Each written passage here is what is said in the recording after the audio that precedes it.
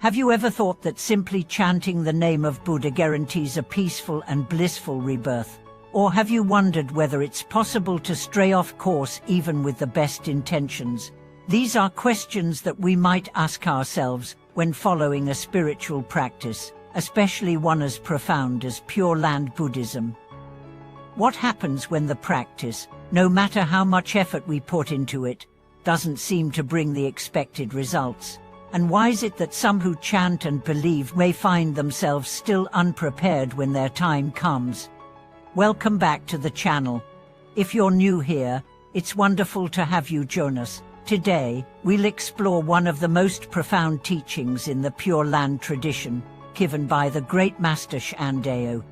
Shandao's teachings on the correct and mixed practices for attaining rebirth in the Pure Land are not just philosophical musings, they are deeply practical and relevant to how we approach our own spiritual practice today. Through Shandao's wisdom, we can uncover a clear path that leads us closer to our ultimate goal.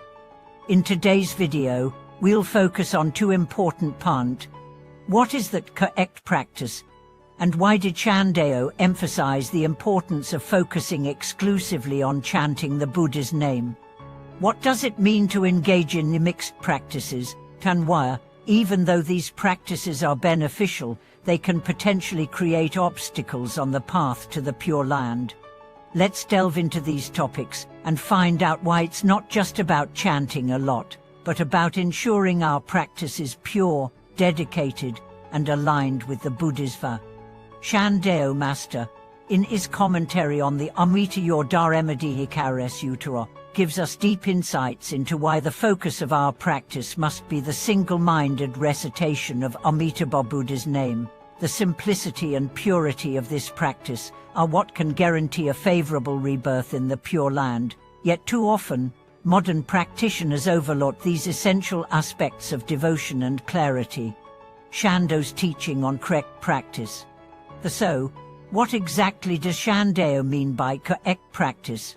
According to him, the correct approach to chanting is simple: focus exclusively on the name of Amitabha Buddha, and align one's thoughts with a heart full of faith and devotion. In his commentary on the Buddhist Sutra, Shandao clearly outlines that the correct practice is to rely wholly on Amitabha Shiva to deliver beings into the Pure Land. This means you must trust deeply that Amitabha Shiva, one that assures rebirth in the Pure Land even after 10 sincere recitations of his name, will take you across, and that nothing else is required of you. This is why Shandao insisted that one should rely only on the Buddha's name as the most direct and powerful method to achieve rebirth in the Pure Land. He clarified that the practice should be free from distractions and mixed elements.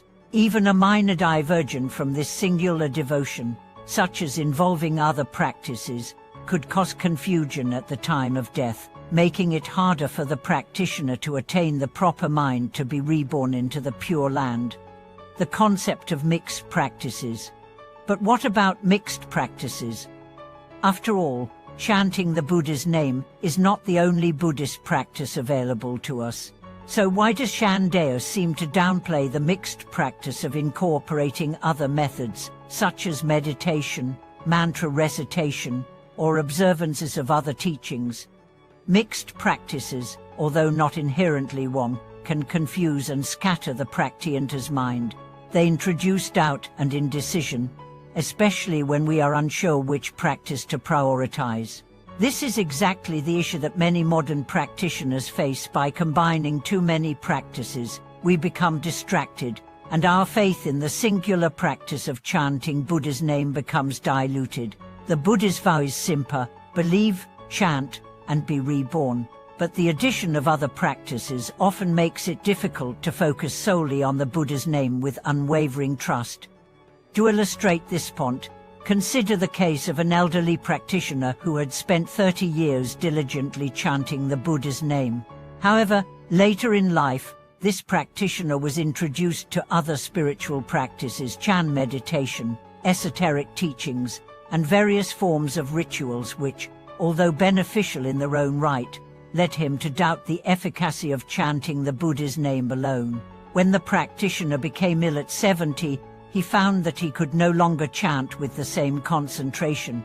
The mixed practices had distracted him, and his mind was no longer solely focused on the Buddha's name. After consulting with a wise teacher, the practitioner was urged to return to the sole practice of chanting Namo Amitabha Buddha. He was reminded that it is only through this single-minded focus, without distraction, that the mind would be fully prepared for the transition to the Pure Land. Upon returning to this focus, he found peace, and his heart was finally at ease. The importance of pure practice. Shandao's message is not that other practices are wrong, but that when the goal is rebirth in the Pure Land, all practices must ultimately lead back to a singular devotion to Amitabha name. The analogy Shandao uses is that of a person crossing the ocean to reach a distant shore. You can gather food, carry supplies, and prepare in various ways, but the key to reaching the shore is the boat. Similarly, while other practices can be helpful, chanting the Buddha's name is the boat that will get you to the Pure Land. Without this focus, you may end up drifting, unsure of your direction. Moreover, the emotional and psychological peace found in chanting the Buddha's name can have profound effects on the practitioner's life. Take the example of a young woman who, after practicing various methods of chanting, felt unsettled in her practice. She was constantly juggling different teachings and approaches, yet it wasn't until she heard the teachings on single-minded chanting that she realized that true peace came from a focused and sincere connection with the Buddha's name. After practicing this way for several months, her mind calmed, her confidence grew, and she felt more certain in her path. This story reinforces the profound teaching of Shandao. It's not about the quantity of our recitations or the complexity of our practices, it's about the quality of our faith, our devotion, and our dedication to a singular purpose. In the end, it is the clarity and simplicity of our practice that will allow us to achieve the goal of rebirth in the Pure Land. Conclusion. Shandao's teachings on the correct versus mixed practices offer us valuable lessons in spiritual clarity. While it is true that various Buddhist practices can lead to liberation, when it comes to the Pure Land path, Shandao made it clear, the one practice that guarantees success is the focused, undistracted chanting of Amitabha Buddha's name. Through unwavering faith, pure practice, and an understanding that the Buddha's vow is sufficient, we can walk the path with confidence and reach our final goal. As we continue our journey, let us reflect on our own spiritual practices. Do we find ourselves distracted by too many methods, or are we wholeheartedly dedicated to one practice? If you are looking to cultivate a clearer and more focused practice, I encourage you to consider the teachings of Shandao and adopt the simple, profound practice of single-minded devotion to the Buddha's name. Thank you for watching this video. I'd love to hear your thoughts and experiences with chanting and devotion. Please share your comments below, and don't forget to like, share, and subscribe to support the channel. See you next time.